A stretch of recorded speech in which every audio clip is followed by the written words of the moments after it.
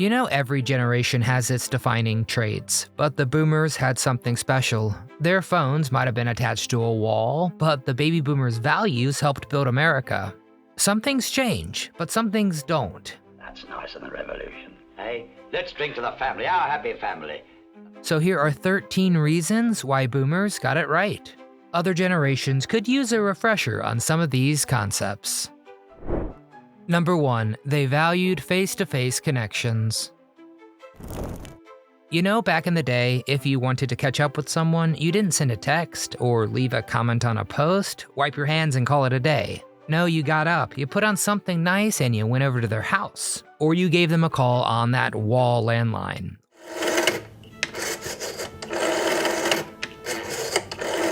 Or you caught up at a diner over a cup of coffee. Remember that? It was the time when family dinners weren't just a time to eat, they were where you shared your day, hashed out problems, or just laughed together as a family. Give me a drink too, I feel like one tonight. Now, careful, Mom. People can poke fun all they want at the Waltons' dinner being cheesy, but in the best of times, that's how it was, and it's kinda how it should be. That makes it even worse. He was born right here in Virginia. But that doesn't mean he doesn't believe in God. Fans of the show Blue Bloods know that they picked that trend right up, and I'm pretty sure Magnum himself, Tom Selleck, said that the Waltons was an inspiration, or at least they wanted to capture some of that same energy. Well, those bonding dinners are an art form everyone else ought to try and recreate. Cause too long ago, it wasn't unusual to see neighbors chatting over the fence or borrowing a cup of sugar. There were community events where you had a chance to see everyone and feel like you belonged.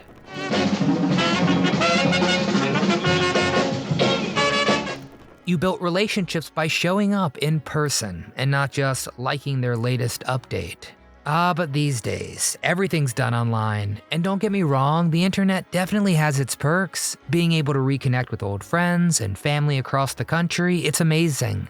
And online shopping is very convenient and very addicting. Please don't check my statements, but it has definitely helped my Christmas shopping. But let's be honest, the human connection part, it's just not the same today.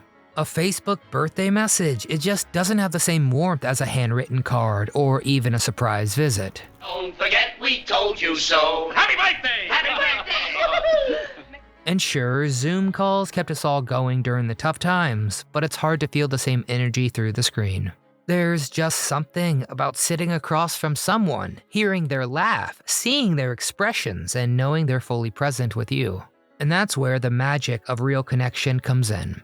Maybe it's convenience, or maybe we've all just gotten so busy that face-to-face interactions feel like a luxury today. But you know what? I think a lot of us really miss those simpler times. Back then, relationships were built on trust and shared experiences, not a highlight reel of someone's life. You know, watching your buddy's latest vacation montage along with 1,000 other followers you've never met.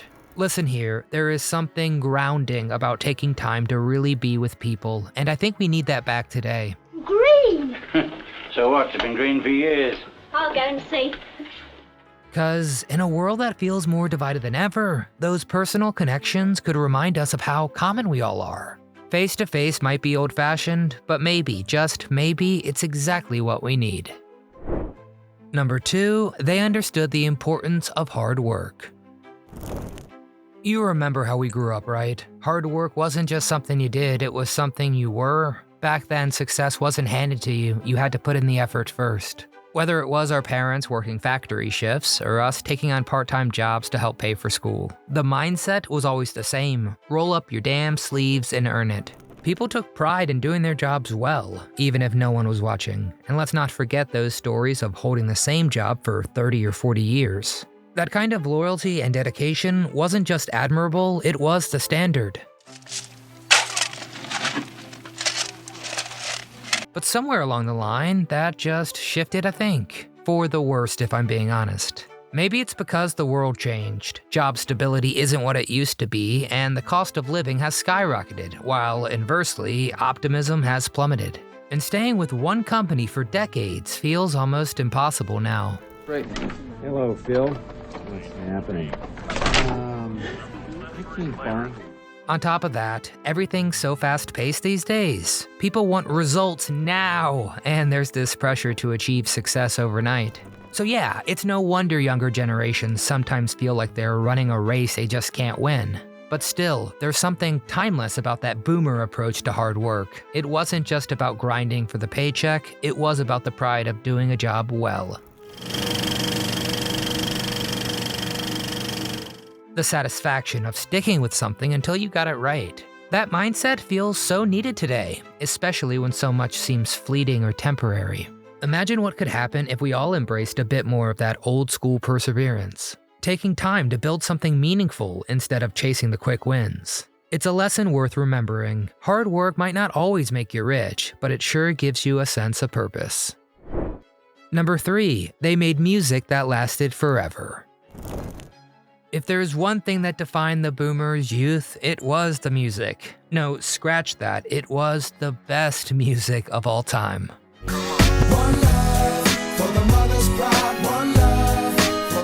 Remember the first time you heard the Beatles? It was like the world shifted. Songs like Hey Jude or Let It Be, they weren't just tunes, they were anthems for a generation finding its voice. And if somebody loved me like she does. And then you had the Rolling Stones breaking all the rules with their rebellious edge. What you want, how you can't always get it. The radio was our lifeline, you know? You'd sit there with your finger on the record button, waiting for your favorite song to play so you could capture it on a cassette. Those songs, they weren't just hits. They were the very soundtrack to our lives, our first loves, road trips, heartbreak or two, first concerts, and meeting the one.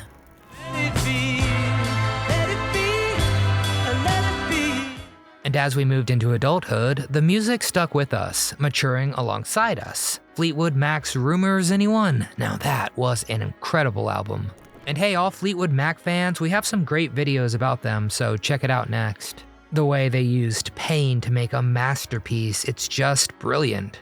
It makes you appreciate it in an entirely different light. And it wasn't just the sound, it was the storytelling, the raw emotion in every note.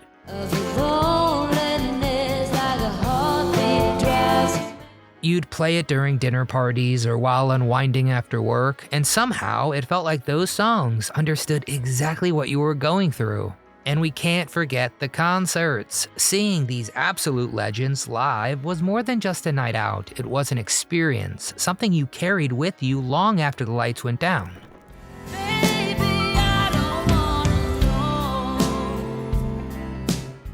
And unless you got into the synthy stuff, deliberately made to sound techy, they were played by real people who built real skills to play real instruments. So basically, art from top to bottom. Even today, those songs still hold up. You hear them in all the movies, at all the weddings, or playing softly in the background at most of the cafes.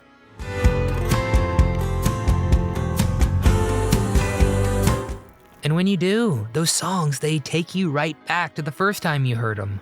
Compare that to today, when most music seems to come and go so quickly. But then, the music had substance. It connected with people in a way that felt personal, almost sacred, you know. And the best part, that boomer playlist is still out there, timeless and ready to remind us all of the power of a well-crafted song. It's living proof that great music isn't just heard, it's felt, and it lasts forever. Number 4, they respected the value of $1. If there's one thing we learned growing up, it was how to make $1 stretch. After World War II, money wasn't something people took for granted. Do you remember your parents reusing aluminum foil or patching up clothes instead of just tossing them? That wasn't just being cool and thrifty, it was the way of life. Whether it was clipping coupons or saving spare change in a jar, every penny mattered. Even as kids, we understood the value of money. Paper routes, babysitting, mowing lawns.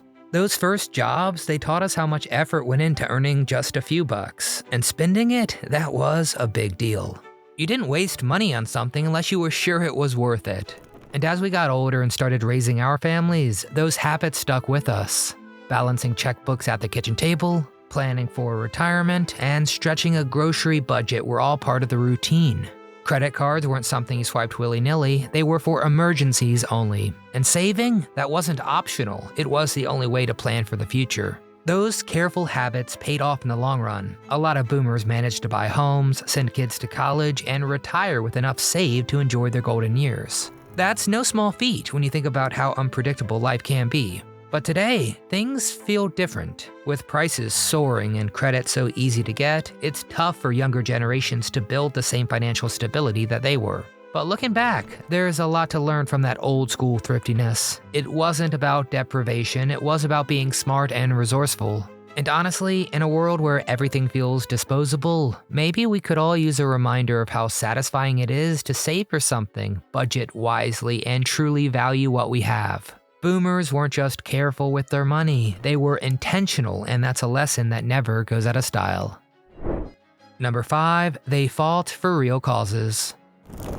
You know, when we look back, it's hard not to feel proud of how much boomers stood up for what was right. Think about the civil rights movement. People marched, protested, and even risked their lives to demand equality. And it wasn't even just the big cities. There were moments of bravery in small towns, college campuses, and community centers across the country. You remember seeing those powerful images on TV, right?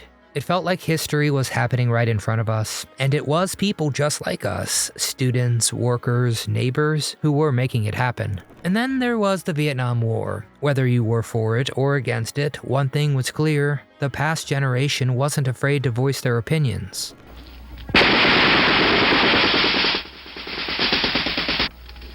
Protests were everywhere, from college campuses to major cities, and they were passionate. People carried signs, chanted, and made sure their voices were heard.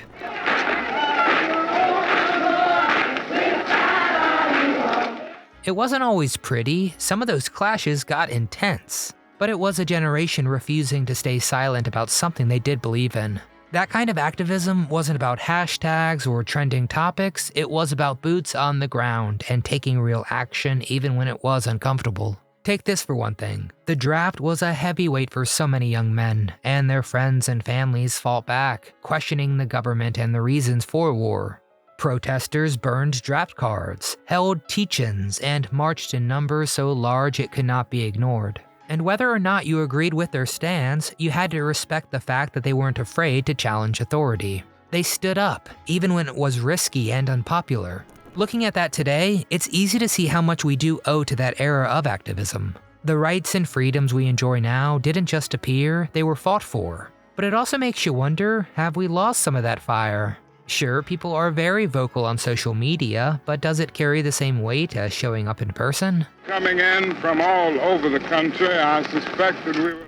Boomers proved that when enough people come together with a common goal, real change can and must happen. It's a reminder that sometimes you've got to step outside your comfort zone and stand up for what matters. Number 6, they built things to last. Buckle up, folks, cause I've got a lot of things to say on this, and I bet you will too. Remember when things were made to stick around? Crazy thought, I know, wanting to make good, quality stuff. But back then, when you bought something, you did expect it to last, and you may want to sit down for this, it usually did. Take refrigerators, for example. The one in my parents' kitchen ran for decades, humming along like a champ. And it didn't need replacing every few years like today's appliances. Heck, I finished college before the fridge at my folks' house had finally chilled its last lasagna dinner. This is where we'll find common ground with the latest generation coming into their own. It wasn't too long ago a Frigidaire fridge commercial had everyone so hypnotized online. Younger homeowners were jealous and thought it was the pinnacle of great design, but the real kicker, that ad was from over 50 years ago. Yeah, in this we stand united. Bring back that design philosophy, pretty please. It has special places for bottles, spreadable butter, cheeses, even leftovers. Or those old Electrolux vacuums, practically indestructible, you know. Or near enough, if something was wrong, it was one individual part you could get fixed and running good as new. So if something broke, you fixed it. I mean, you could fix it. There was a sense of pride in owning quality items that you could count on for years, not months. It wasn't just about saving money, it was about valuing the craftsmanship and care that went into making things. In the swivel. But contrast that with today, where it feels like companies build failure right into their products. Have you ever heard the phrase planned obsolescence? That's when manufacturers design things to break or become outdated so you have to buy a new one. What did you think of when I said that? Was it your smartphone? Of course it was. Because every year there's a better model and suddenly your old one feels slow. Why is it slower? But it's not just the phones, washing machines, furniture, even shoes don't seem to hold up the way things used to. It's really frustrating because it feels like we're constantly throwing things away instead of keeping them. What we had wasn't just practical, it was sustainable before anyone used that word. Our parents' generation taught us to invest in things that mattered and to take care of what we owned. I think it's a mindset that we could really use more of today, especially with all the waste piling up in the landfills and out at sea. Instead of chasing the latest trend or cheap replacements, maybe it's time to go back to valuing quality over quantity. You can raise your children far from the city's dirt, crowding, and crime. When you build something to last, whether it's a product or a relationship, it becomes more than just a thing. It becomes part of your life, and yeah, that's worth preserving. Number 7, they made family a priority. Do you remember when family time wasn't just something you squeezed in, it was the heart of everything? Dinners weren't eaten in front of the TV or grabbed on the go. They happened around the dining room table. And everyone got to share stories from their day. You'd pass the mashed potatoes, maybe argue a bit about whose turn it was to do the dishes. But those moments built something solid. Settle down. That's what I settle down almost every night, but then in the morning I'm free. I love you. I want to be with you. Holidays were the same. Thanksgiving meant cramming into grandma's house, kids at the little table in the kitchen, and adults shoulder to shoulder in the dining room, laughing and catching up like no time has passed. And family reunions, those were huge events. People would travel hundreds of miles to spend a weekend together, grilling burgers in the backyard or taking family photos where someone always blinked. Oh, yeah. It wasn't just about showing up, it was about being present. Prioritizing each other like that built connections that lasted, even when life got busy or messy. These days, it's hard to hold on to that same closeness. Work hours are longer, everyone's got their faces buried in phones, and it seems like schedules never line up. But you can see people trying to bring it back, whether it's reviving the Sunday dinners or setting aside time for game nights. Wouldn't kill you to come to our house one Sunday. There's this quiet yearning to reconnect. Those traditions weren't just routines, they were anchors. They reminded us where we came from and who had our backs no matter what. Maybe we can't turn back the clock, but there's something timeless about making family a priority. It keeps us grounded, and in a world that moves so fast, that's worth everything. Something smells good. See, it's much cozier this way. The more the merrier. Number 8, they cherished privacy. This one feels like where a lot of the issues I talked about come to a head, and there's a lot of interconnected stuff to unravel that's fascinating, but also kinda depressing. But it makes me all the more happy I grew up when I did. Picture, if you will, once upon a time. There was a time when privacy wasn't just respected, it was expected. Growing up, people kept personal matters within the family, and there was this unspoken rule about boundaries. I feel I'd like to say thanks in a rather special way. You just didn't air your dirty laundry for the world to see. If something was going on, you handled it privately with those you trusted. Even the diaries were kept under lock and key, not shared with an audience of thousands online. Even among friends, discretion was valued. If someone confided in you, that trust was sacred. And that helped create a sense of safety in relationships, a kind of respect that's hard to find today. Just look where we are. Social media has turned oversharing into an art form. People will broadcast everything and anything, from what they had to breakfast to their most intimate struggles. And then I'm going to take Zuma Valley coconut cream. Platforms like Instagram and TikTok thrive on the idea that every moment of life should be captured and then shared. It's not just celebrities nowadays, it's everyone. But studies are starting to show how damaging this can be, especially for teenagers. Constantly comparing themselves to curated, filtered lives has led to higher rates of anxiety, depression, and even body image issues. Could smartphones be the source of a new mental health crisis? New research shows smartphones. The sense of pressure to perform for an invisible audience is a far cry from the quiet dignity of keeping some things very private. The impact isn't just emotional, it's practical too. Back in the day, the idea of someone knowing your every move would have been very unsettling, I think. But today, we willingly hand over our data to apps and companies that track our habits, preferences, and even our locations. Privacy has now become a luxury, something you have to fight for rather than a basic expectation. The first thing I like to do is, instead of a moisturizer, sometimes use a moisturizer, I just kind of interchange them. And when people's personal lives are exposed online, whether through hacking, revenge, or oversharing, it's a stark reminder of how much we've lost in this digital age. It's no wonder there's a growing nostalgia for the way things used to be. Our generation understood the value of keeping certain things personal, not out of shame, but out of wisdom. Relationships thrived on trust, and you didn't feel the need to seek validation from strangers. There was something freeing about knowing that not everyone was watching, judging, or commenting on your every move. On your part, not much. There's only one thing you love, Danny.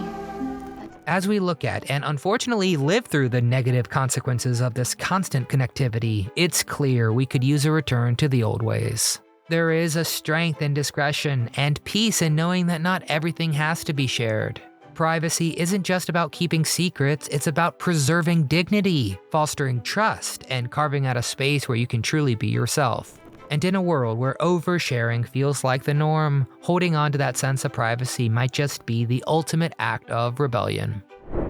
Number 9, they knew the joy of simple pleasures. Do you remember when happiness was found in the little things? Back then, it didn't take much to feel content. A warm summer evening meant grabbing an old mason jar and chasing fireflies until it was too dark to see. But don't forget to poke holes in the lid so they can breathe. Family nights were spent around the dinner table, savoring a home-cooked meal that someone had spent hours preparing. Even a walk to the corner store for a root beer float, or an afternoon spent flipping through library books felt like an adventure. Those small, everyday moments weren't just enjoyable, they were meaningful, and they stuck with you.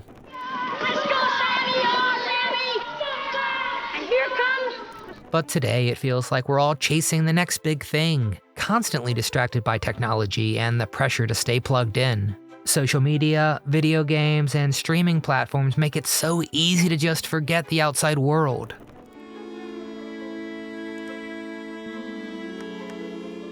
Kids don't spend hours playing hide and seek or building forts in the backyard the way we did, and it's a crying shame. Studies have even shown that the endless scroll of social media can lead to stress and feelings of inadequacy, pulling people away from the joy of simply being present. There's a lot to be said for slowing down and noticing the world around you, something our generation seemed to do so effortlessly. Those simple pleasures, they weren't just nice, they were grounding. They reminded us of what really mattered: time with loved ones, connection to nature, and moments of peace that didn't rely on screens or Wi-Fi. Maybe that's why so many people are trying to return to those basics now, rediscovering the joy of unplugging for a bit. 'Cause the small stuff, as it turns out, was never so small at all, and it was the heart of what made life so sweet. Number 10, they weren't afraid to get their hands dirty. Back in the day, if something broke, you didn't throw it away, you fixed it. A leaky faucet, you grabbed a wrench and got to work. The lawnmower wouldn't start, out came the toolbox. And we can't forget the cars. Tuning up the family station wagon in the driveway was practically a weekend tradition. You'd pop the hood, tinker with the engine, and somehow, with a little elbow grease and maybe some advice from the neighbor, you'd get it running again sure enough.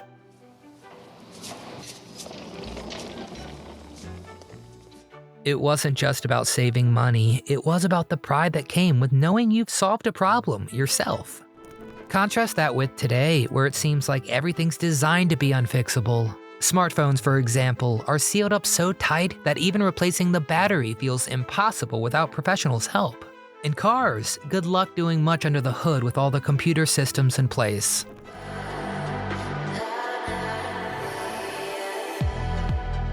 The throwaway culture has taken over in so many ways, encouraging people to replace rather than repair.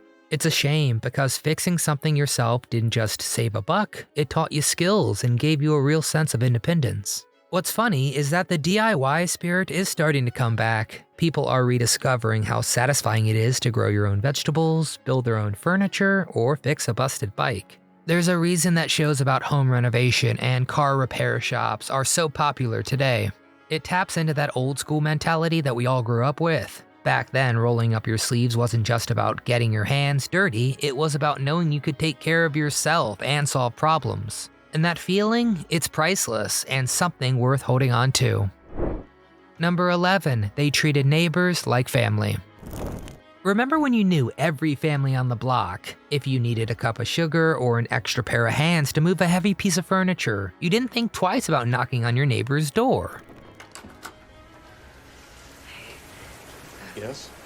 We're so sorry to bother you. Because back then, neighborhoods felt like extended families. Kids played together until the streetlights came on, and backyard barbecues were a chance for everyone to catch up. If someone was sick or going through a tough time, people rallied around them with casseroles and a helping hand. That sense of trust and mutual support wasn't just comforting, it was a cornerstone of daily life. But today it feels like that neighborly spirit has all but faded. I think technology plays a big role in this shift. Why go next door when you can order groceries or hire help with a few taps on your phone? And then there's that growing sense of mistrust in communities. Headlines about scams and crimes make people more wary, keeping their doors locked and their lives private. It's easy to see why, but it's also a shame. We've traded the warmth of knowing your neighbors for the convenience of being self-sufficient, and in the process, we've lost some of that sense of belonging. That said, there's hope for a comeback, yay! People are starting to recognize the value of community again. Whether it's through local social media groups or neighborhood events like block parties and farmers markets, the idea of it takes a village is making a quiet return as people realize how much easier and more joyful life can be when you have others to lean on. Buddy, say hi! You're on candid camera. What's up, woo?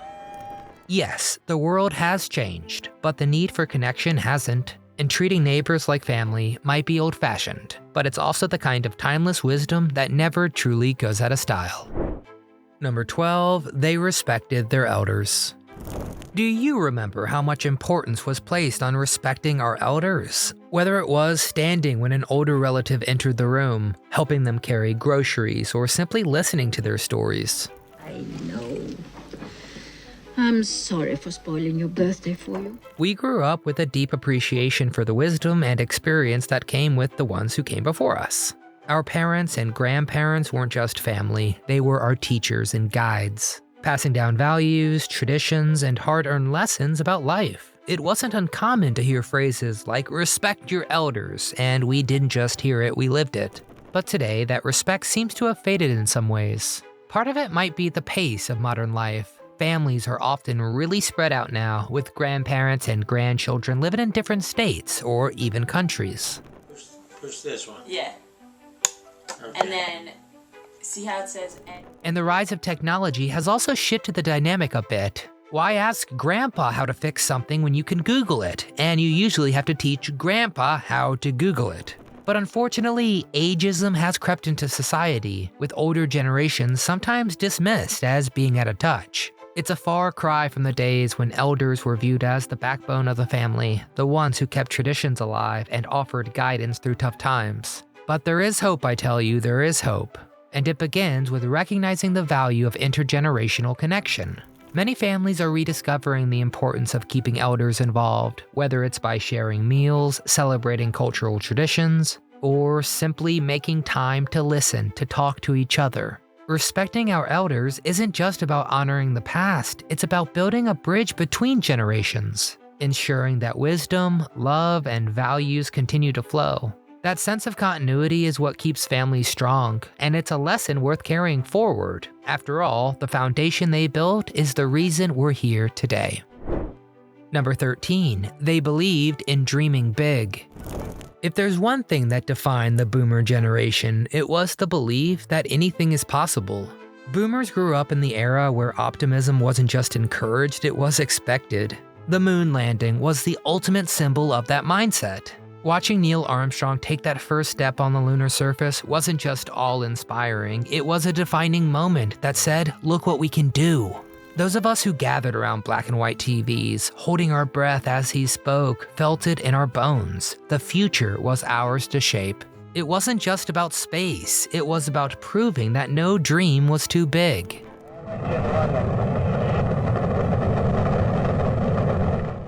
But it wasn't even just the big, historic events that carried that spirit. It was woven into everyday life too.